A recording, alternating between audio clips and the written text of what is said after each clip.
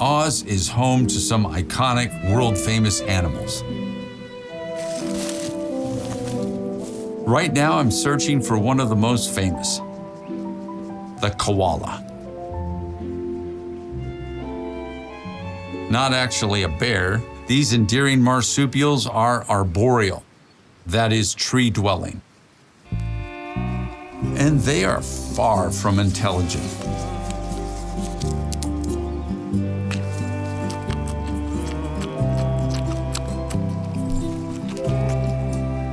Their diet is one of the worst out there, consisting almost entirely of toxic eucalyptus leaves that would kill most mammals. And they get so little energy out of those leaves that they sleep up to 20 hours a day. And while you and I have one opposable thumb, koalas have 2 thumbs on each hand, which makes climbing an easy lifestyle, even for the pudgy and cuddly.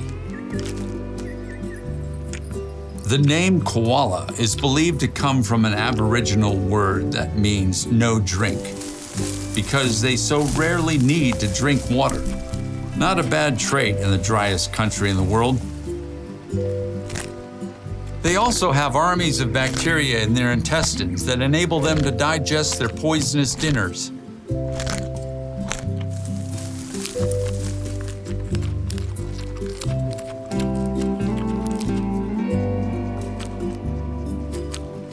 Like other marsupials, koala joeys are born prematurely, less than 1 inch long, and then they have to climb into their mother's pouch, where they will stay and grow for 6 or 7 months. For the last few weeks in the pouch, the joeys must feed on pre-digested eucalyptus leaves. That's a nice way of saying they have to eat some of their mother's poo. If they didn't, they would die when they're weaned, because they won't have the digestive bacteria in their own guts to help them digest the toxic eucalyptus leaves.